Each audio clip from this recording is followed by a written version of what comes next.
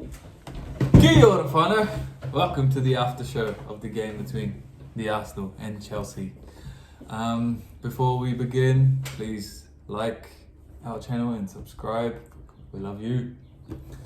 A pretty disappointing game, but I guess coming away feeling quite upbeat, I reckon, myself.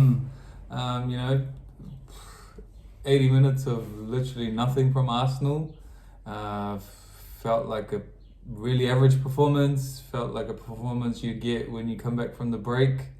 Teams are a bit, still kind of in a holiday, or not holiday mode, but still on international mode. Yeah, international mode, regrouping, Yeah. sort of.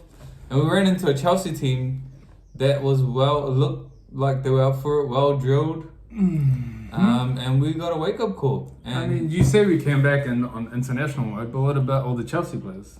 yeah, they they still did had a too. break But too. I mean, I'm an Arsenal fan, man. So, I'm yeah. gonna try and come excuses for my boys. No excuses on this one, man. Fuck. Wow. Nah, mixed emotions. Game finishes 2-2. 2-2 is a great result For us, based yeah. on the performance we saw, but it's not the result we were expecting before going into the game.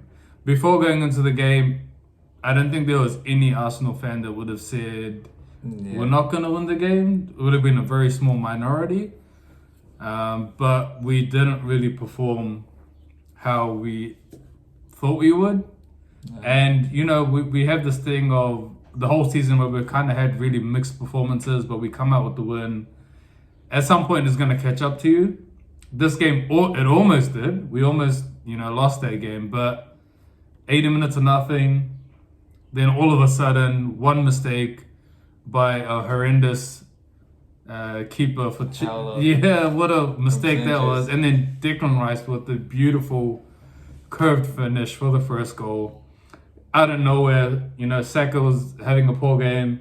Then out of nowhere, he chops in left foot into the far post. Beautiful assist. Trossard again pops up with another goal just when you need it the most. And the game finishes 2-2. Yeah.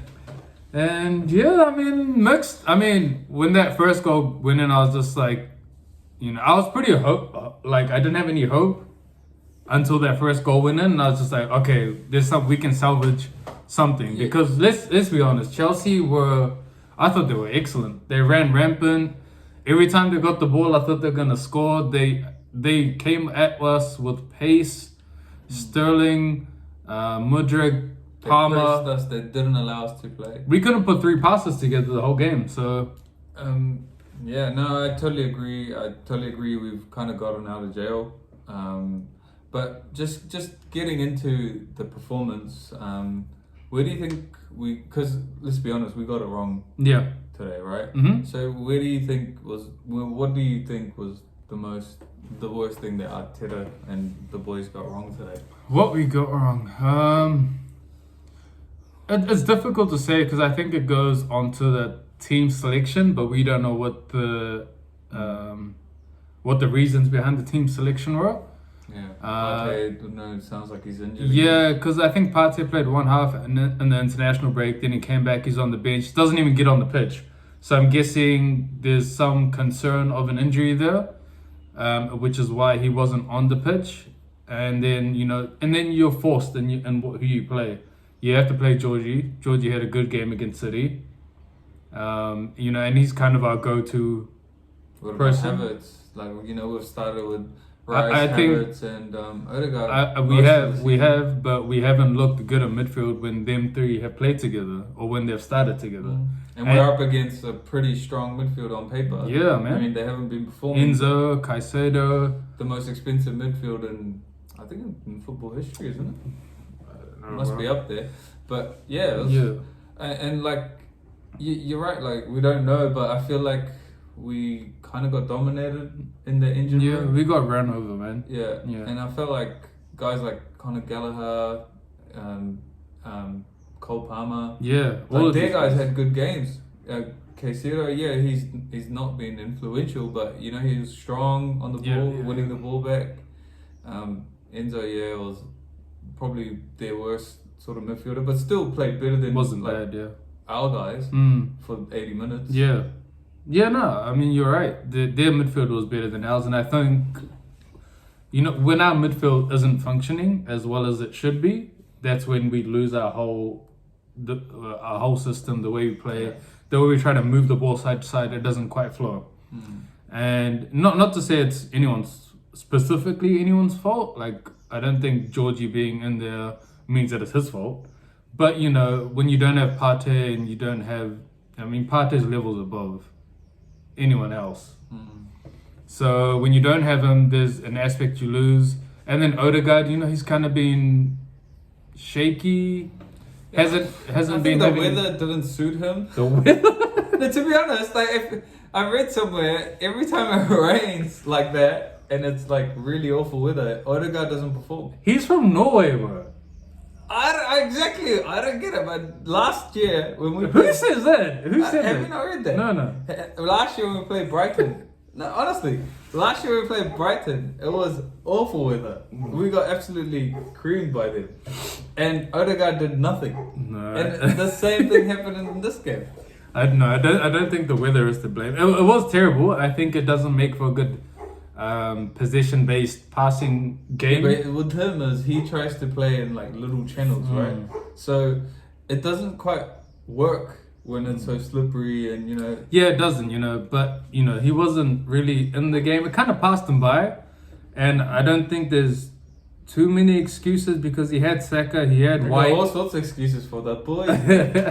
Yeah, I mean he's our captain, we love him, but he had players around him that he knew. Jesus was there, Saka was there, White was there, Jorginho he's played with, all of last year as well. So Yeah. I mean, last season, half a season he's played with Georgie, but he's kind of. It's hard. Maybe he's mentally fatigued. Maybe he's going through a mental sort of a block because he's just come back from international break. They haven't qualified for the Euro, so it's another big tournament that they miss out on. Maybe that's affecting him a little bit. Maybe he's a bit down. Maybe he needs a break. Yeah, because he received some, I think, criticism for his performances for Norway too. So.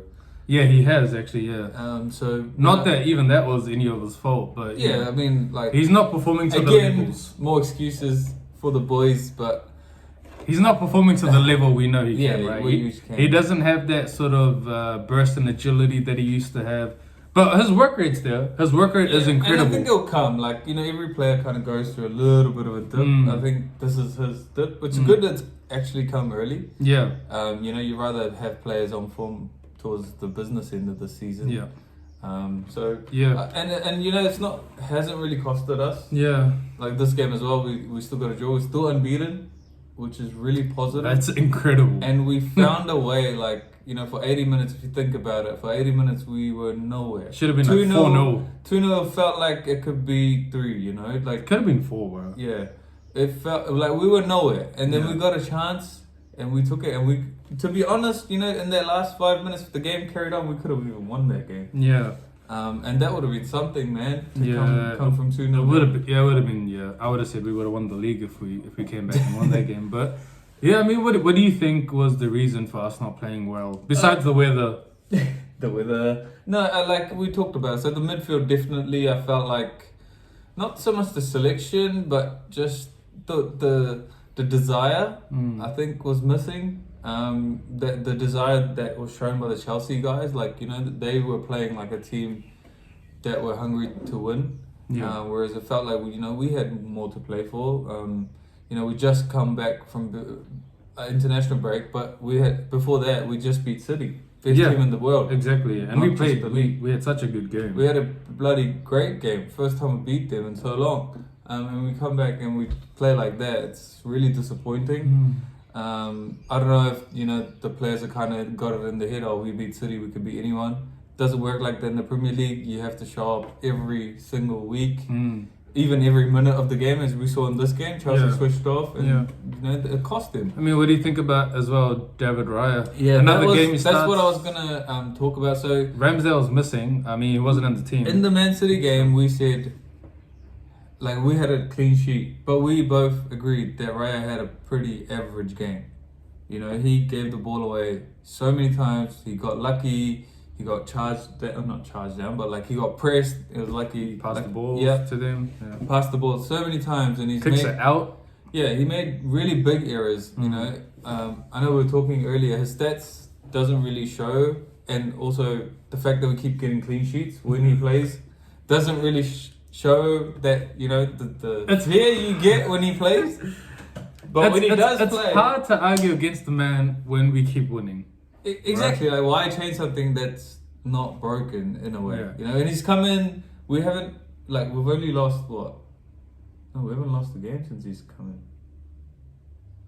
in. Have we? No, we drew to Tottenham. We said he had an awful game there. We drew. No, we lost again in the Champions League. Yeah, but then that one wasn't really his That fault. was a freak show. Yeah. So we've only lost one game. Yeah. That too away at Lens. Like, I don't think many people would have gone there in that atmosphere and done anything, to be honest. But other than that, like, he's been fine. I think, Like, we've been talking about, he's making this mistake, he's been making that mistake, he's been making that mistake, but that's it. I think the reason why there's such a debate, and the reason why even I feel like sometimes you might even be picking on him, is because he makes big mistakes. His stats, they show that his kicking is better than what I thought it was.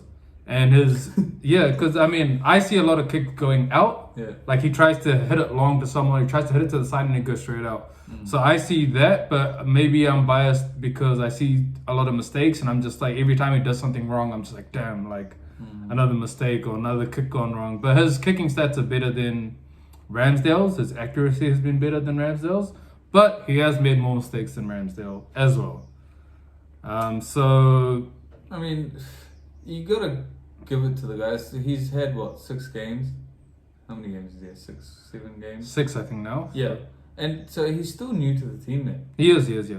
Like, but can you excuse his mistakes? Like the ones where he passes it straight to the opposition. To be honest, like if you think about it, I was just thinking about this the other day. Yeah, we've been really harsh on him. But I think we've been harsh on him because we know Ramsdale's there. And he's someone that we've seen for the last couple of years who's done the job.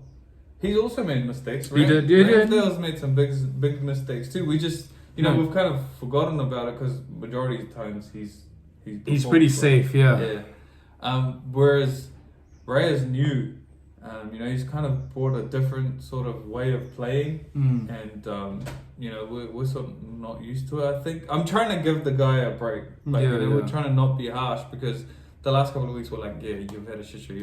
He actually had a shit show in this game too. He did, yeah. In the Chelsea. He's very lucky that goal that Modric scored. Yeah. Shouldn't be like where is he standing? He's for sure. Where is he standing? Why is it getting chipped from there? Yeah. And Modric's he's celebrating like he meant it. He's freaking crossing. Like, to be fair, but that should never happen, man. And this guy's tall. Like, if you see Raya, his reach is above the post, bro. Yeah, his positioning was off for that. But I think to give him, some sort of benefit of the doubt, he's one thing he's really good at is stopping crosses, right? Commanding his box. Not in this case. Well, that's because it wasn't actually a cross. If you look at his positioning, he's actually in prime position to intercept a cross. Yeah. But because he's in that position, the ball goes the other way behind him and he can't get to it. So it's debatable, rare. But to be fair to him, he makes some good saves as well. Even in this game, he's made quite a few good saves. He did. Which I think again, which we expect, and I think the saves that we sort of keep saying that Ramsdale used to make. But I think the Raya debate will go on and on and on until he stops making mistakes or until Ramsdale comes back into the team and shows up. Yeah. So I think that's just gonna be there. I don't think that's a reason why we played crap. Yeah. No, not at all. But it's one of the talking points again. I think also the other big factor, and this obviously is still a debate that we have, is that decision for their first goal they got, the penalty. And before that, actually, Palmer should have gotten sent off. I feel like that one's probably still debatable whether it should have been a red or with a yellow is okay. But if you look at it again, there's no way he's getting to the ball. He's got all of his studs at the back of Jesus' foot. Yep. He could have broken his leg. Isn't that a red card? See, in my eyes, even if I take away the bias, right, what contributes to a red card? One, no intention to play the ball, which Palmer, from every angle that I saw, it didn't look like he had any intention to play the no ball. way he was going to get to the ball. No way he could have got to the ball, right? He was on the wrong side of Jesus, and Jesus has passed the ball, and he's tackled him late. He's late, yeah. Yeah? Then he's got studs coming into the tackle, right? Into the tackle, and he absolutely smashes him on his ankle. He follows through. For me, it's no debate about that. It's a red. Yeah, but again, you can sort of say, you can argue both points that he still got a yellow. You got a warning for it. Pretty lucky, really lucky that he got a yellow. Because I think that's a red. But there's two other decisions in the game that VAR absolutely, I feel, screws up. Yeah. And again, another debatable one, which is the handball. Yeah, for the first goal, like, up until then, we had managed the game. I don't think it's a penalty. Quick answer. But upon seeing it replay after replay from different angles, Saliba's going to hit the ball, and he's in prime position to hit the ball, and his motion is to hit the ball. What happens is Mudryk comes in front of him in the last second, jumps in front of him, and heads the ball into his arm. Now, if you're going to hit the ball, your motion to hit the ball, you always use your arms to get to get the momentum. If Saliba's doing that, he's getting to the ball, and Mudryk comes in front of him and smashes the ball into his arm, literally 40, 50 centimeters away. What is the guy supposed to do? How is he supposed to... I mean, he can't jump with his arms behind his back to hit the ball. So, and also, the ball is not going in the goal. That's the main thing. Like, if it is an accidental handball, you kind of have to look at the situation, right? Like, if he's accidentally stopped a clear, like, shot on goal. Either if it's going into the goal, or if it's going into the path I think of the Tottenham one against us, like, I remember he freaking handballed it. Like, White took the shot, but it was going in. Yeah. So it wasn't intentional, but they had to give a pin because he had his arm out. It was going in the goal. Yeah. He was literally 2 meters away. Like, what's he gonna do? Yeah. He had to it hit his hand. That's why he didn't get a red card. Yeah. But it was still a pin. In this case, the ball's clearly going out, man. Yeah, I've seen the replays of behind the goal angle. The ball's going out. And it's not going towards goal. It's not going towards another Chelsea player. The worst thing is the ref is right there. It's not like it was like a hidden handball or everyone saw that it hit his hand. Yeah. The ref saw that it hit his hand. On field. The field. And he made an on-field decision to not give it. So how is that a clear and obvious error? How is that a clear and obvious error? Because VAR was brought in to avoid a clear and obvious error. Whereas... not ref the game, which I feel like what they're doing now is reffing the game because they called the ref over to the monitor. So the ref's given the decision, not a penalty. It's not really a clear and obvious one. VAR goes over it, tells the ref to go look at the screen, and all they show him is the ball hitting Saliba's hand in slow motion. It's so slow, slowly hitting his hand. Of course. And all they're telling him is that, the ball hits his hand, it's a handball. And it's a pin. And so the ref has no... I mean... to be honest, I don't get it, bro. This VAR is I don't think any fan base is happy with you. To be honest. They are absolutely awful. Every other game, there is something debatable that is going on. And, sometimes they get the lines wrong. Sometimes they don't draw the lines. The line is freaking squiggly. Bro, what the hell are you doing? I mean, I don't get it, right? The fact that we're sitting here debating how it's not a handball makes it so clear that it's not a clear and obvious error it's not a clear and obvious error from the ref that VAR should be going if you're back. not sure, just shut up, bro. Just let it go. Yeah. That's the thing. If it's black and white, it's a handball, or it's a dive that the ref gave a pin or something like that. Yeah. Then you get involved. Exactly. I mean, if it's a clear and obvious, even I'm not gonna argue it. If Mudryk takes a shot, he hits the ball, and Saliba goes like this to block the ball.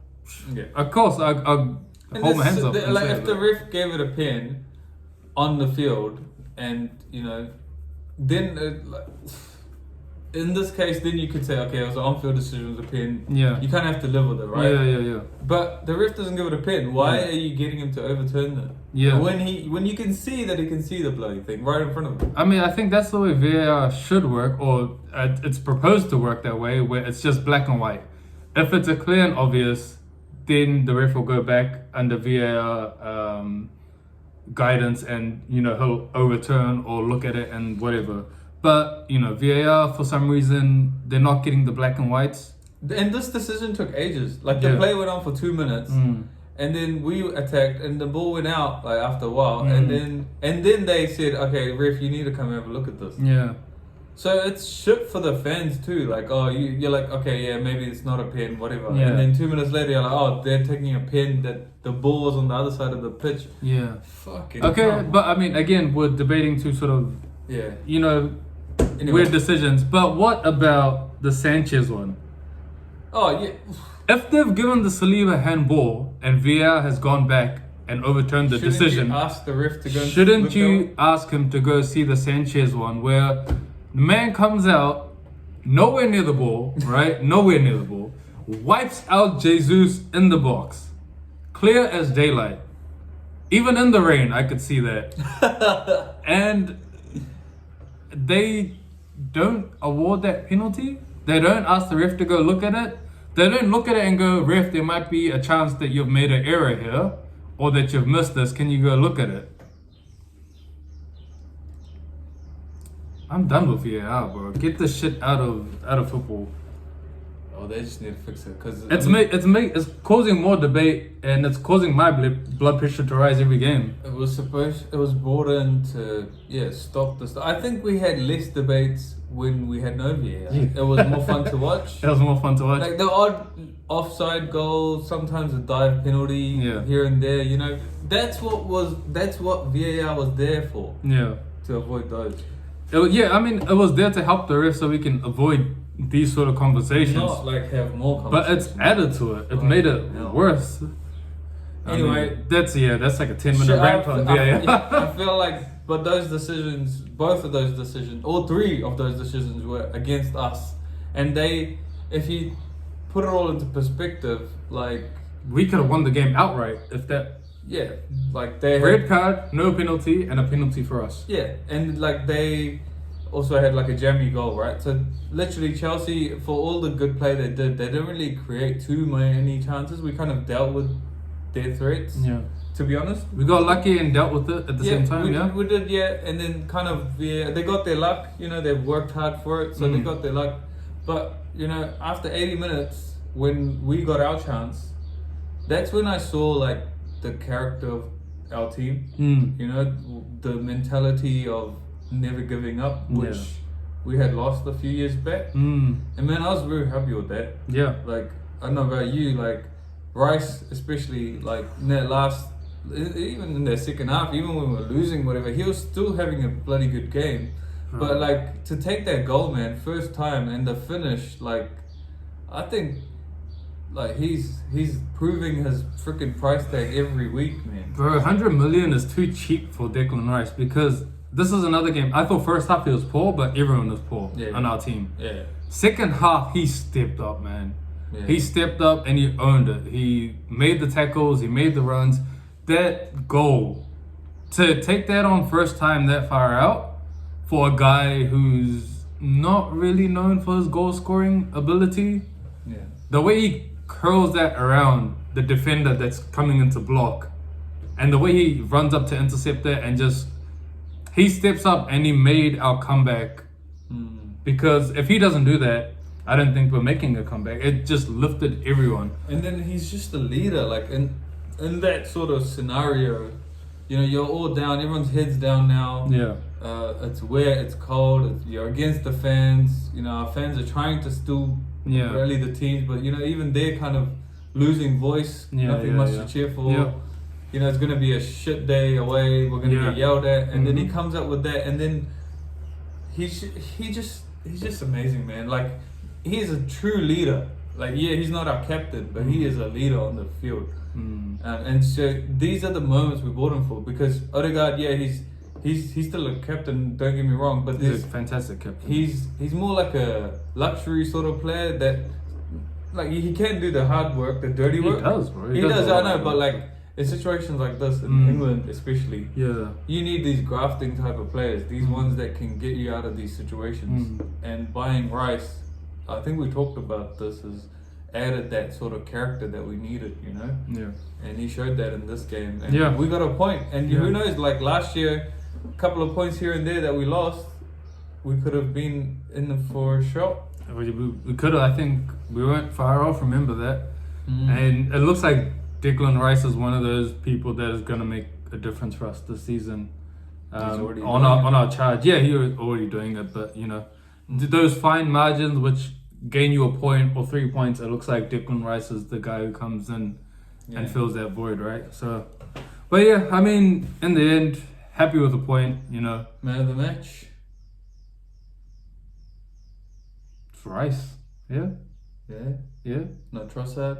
It's a goal. Trossard's amazing, but I think, you know, for Rice to have a terrible first half, then to come back, to fight against the odds and come back, then score that first goal. You know, that was all him. So you gotta give it to him. And he just led by example. Yeah. Rice for me too. Yeah. You know, we get a point. We move onwards and upwards. Come on, you still in the top 3, so yeah, I know, we're still unbeaten. Let's go. Let's go.